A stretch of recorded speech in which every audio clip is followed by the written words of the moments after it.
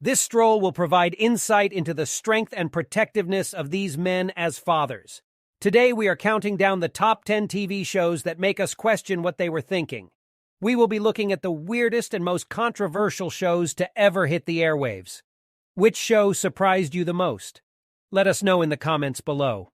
At number 10, we have Naked Education. Hi, I'm Michael. This show... Hi, I'm Dwayne. Hello, I'm Pete. Hello, I'm Danny. You don't look at other people naked. No. caused quite a stir in the UK. It aims to teach teenagers about body positivity, but does so by having adults stripped naked in front of them. While some appreciate the show's frank discussion about the human body, many others have expressed their concerns. Their discomfort with the show's shocking method of teaching is understandable, given the unfortunate history of abuse of power in entertainment settings.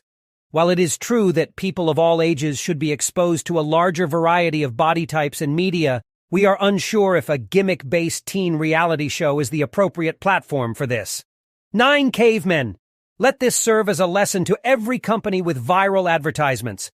Just because a concept works well for a minute-long commercial does not mean it will work well for a half-hour sitcom. This comedy show, based on the popular series of ads by Geico, lasted for 7 episodes before being pulled from U.S. Airways. This was just over half of its originally planned 13-episode first season. For some who watched the show, even 7 episodes were too many. In addition to being a dumb, one-note joke of a concept, the series was accused of using its protagonist as a racist metaphor for the struggles faced by real-life minorities. Just bad decisions all around. Number 8. Boy Meets Boy.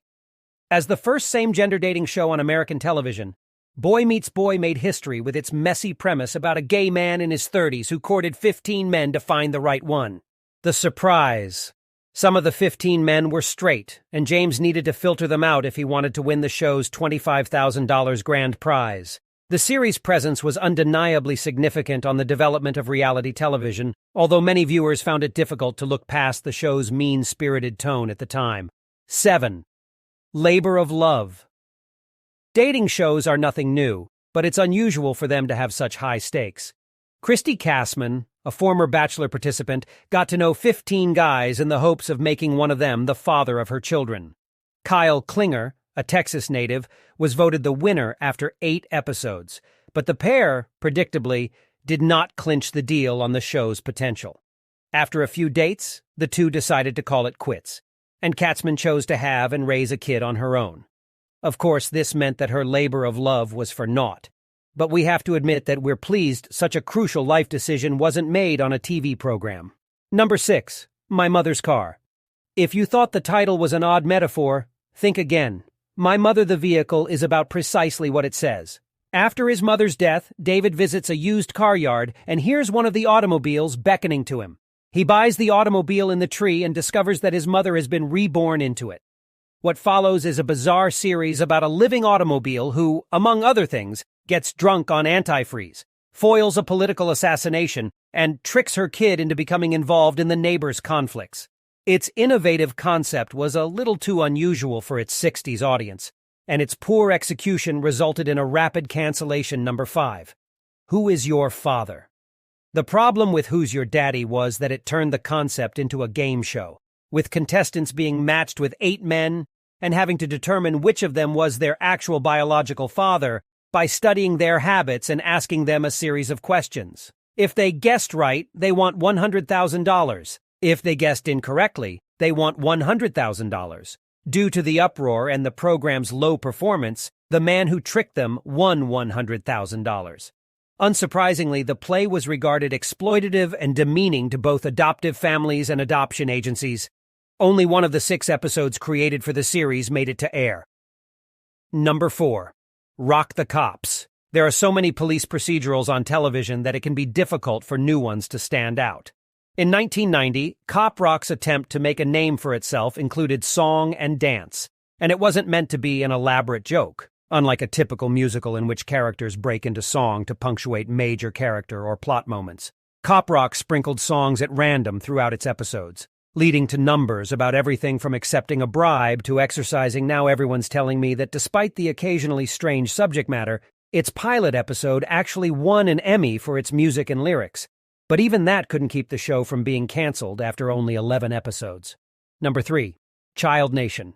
Most people would be terrified by the concept of a totally kid-LED survival-based society after reading Lord of the Flies, but not the developers of Kid Nation. In 2007, 40 youngsters aged 8 to 15 were transported to New Mexico to establish their own working village. They killed chickens, cooked their own meals, and debated religion and politics. Showers and baths were uncommon, and garbage disposal bordered on dangerous. Although safety procedures were allegedly in place, contracts stated that CBS would not be held liable if children were damaged. We're not sure how this program got on the air, but we're pleased it only lasted a season. Number 2 is Black and White. It's true that cultural appropriation education was much less widespread in 2006 than it is today. But that doesn't begin to excuse this shambles of a show executive produced by Ice Cube. Black White attempted to depict the different experiences of the two title races by transforming a white family into a black family and a black family into a white family.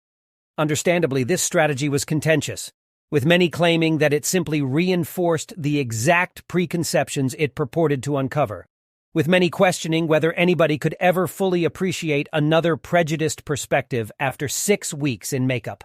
Before we continue, please subscribe to our channel and press the bell to be alerted of new videos.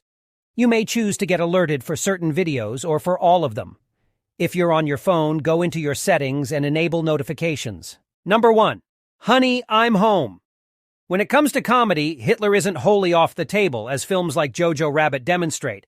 But if you're going to do it, you have to do it correctly, which Honey, I'm Home did not. Unlike Taika Waititi's World War II satire, Honey seemed uninterested in making any meaningful commentary about its controversial protagonist. Instead, it casts Hitler and his wife as sitcom stars, who live next to a Jewish family with the intention of mocking the outrageous sitcoms of the 1950s. Naturally, the series was canceled after only 1 episode. Did you value this video? If so, check out these other videos from our channel and be sure to subscribe and ring the bell to be notified of our new videos.